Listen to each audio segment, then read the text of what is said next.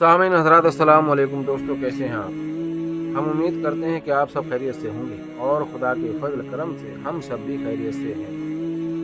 تو دوستو، جیسا کہ ہمارا موقف ہے اہل بیت کی شان بیان کرنا اور نبی پاک صلی اللہ علیہ وسلم کے معجزات، اہل بیت کے تعظیم و تکریم اور صحابہ اکرام کی عظمت، یعنی کل کی ویڈیو میں ہم نے کہا تھا جلیل القدر صحابہ۔ تو ایک شخص حضرت حضور پاک صلی اللہ علیہ وسلم کی خدمت میں حاضر ہوئے اور فرمایا، کہا یا رسول اللہ صلی اللہ علیہ وسلم، میری بینائی چلی گئی، آپ دعا کریں۔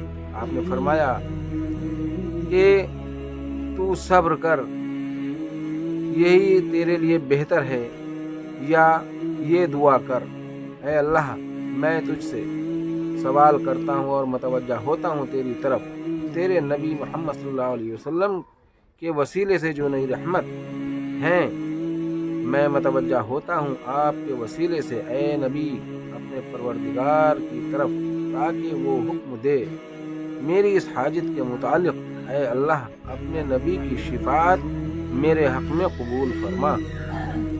چنانچہ اس کی بینائی لوٹ آئی۔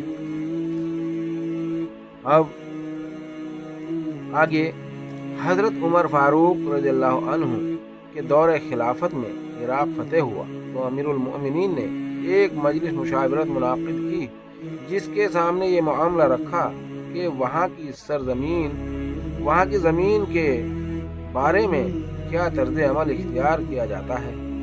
حضرت عبد الرحمن بن عوف اور کچھ دوسرے صحابہ رضی اللہ عنہ نے مشورہ دیا کہ مال غنیمت کی طرح زمین بھی مجاہدین میں تقسیم کر دی جائے، لیکن حضرت عمر فاروق رضی اللہ عنہ کا خیال تھا کہ اگر زمین بھی تقسیم کر دی گئی تو آئندہ نسل کے لیے کیا باقی رہے گا، یتیموں اور بیواؤں کا کیا انتظام ہوگا اور سرحدوں کی حفاظت کیسے ہوگی۔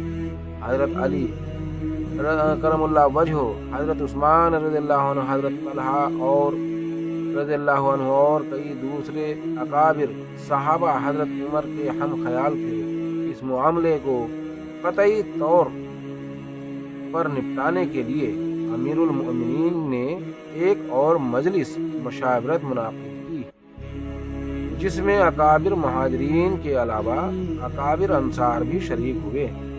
امیر المؤمنین رضی اللہ عنہ نے مجلس میں کھڑے ہو کر ایک نہایت مؤثر تقریر کی، جس میں اپنے موقف کے حق میں ایسے دلائل دیے کہ سب اصحاب نے ان کی رائے سے اتفاق کر لیا۔ اب سوال پیدا ہوا کہ عراق کی زمینوں کا بندوبست کن خطوط پر کیا جائے اور زمین کی پیمائش کی ذمہ داری کس کے سپرد کر دی جائے۔ تمام صحابہ رضی اللہ عنہ نے اس کام کے لیے حضرت عثمان رضی اللہ عنہ بن حنیف کا نام لیا اور کہا کہ وہ اس سے بھی اہم خدمات انجام دینے کی صلاحیت رکھتے ہیں۔ آپ رضی اللہ عنہ کو اس کام میں مہارت حاصل تھی۔ اہل سیر کے مطابق انہوں نے یہ مہارت عراق میں کافی عرصے قیام کے دوران حاصل کی، چونکہ ان کا فطری رجحان مساحت کی طرف تھا، اس لیے وہاں اس فن کے ماہرین سے انہوں نے استفادہ کیا اور اپنی خودداد ذہانت کی بنا پر اس میں مہارت کامل حاصل کر لی۔ چنانچہ خلیفہ دوم حضرت عمر فاروق رضی اللہ عنہ نے آپ رضی اللہ عنہ کو عراق کی زمینوں کی پیمائش کی ذمہ داری سونپی اور حضرت حذیفہ بن یمان کو ان کا شریک کار اور معاون مقرر فرمایا۔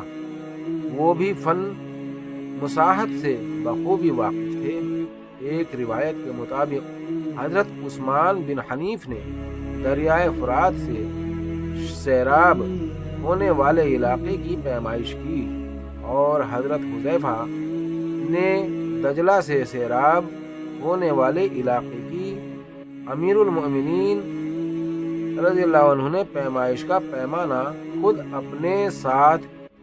خود اپنے ہاتھ سے تیار کر کے ان کو دیا اور ہدایت کی کہ جنگلوں، ٹیلوں، گڑھوں، صحراؤں، ندی نالوں اور زمینوں کی جن کی آب پاشی ناممکن ہے پیمائش نہ کی جائے۔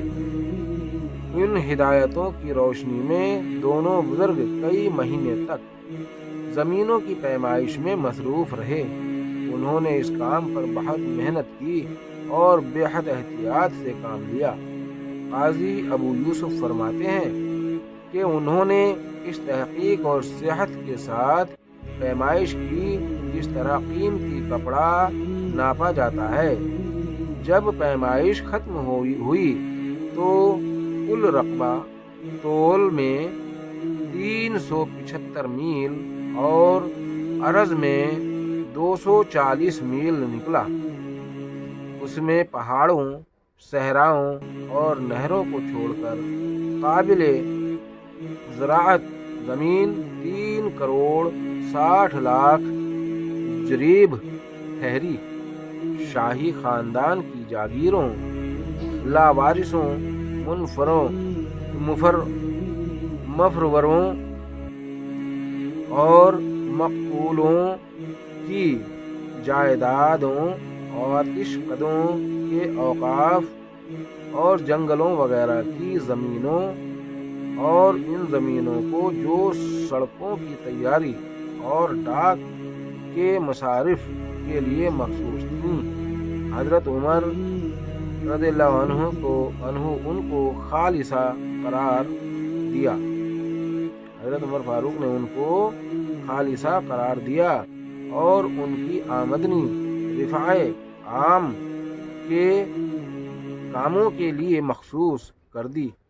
کبھی کبھی کسی شخص کی نمایاں ملکی اور قومی خدمات کے صلے میں ان زمینوں سے اس کو جاگیر بھی عطا کی جاتی تھی، لیکن یہ جاگیر خراج یا عشر سے مستثنی نہیں ہوتی تھی۔ باقی تمام زمین مالکانہ قدیم کے قبضے میں دے دی گئی۔ السلام علیکم۔ باقی حصہ کل آپ کی خدمت میں پیش کریں گے۔ خدا حافظ۔ السلام علیکم۔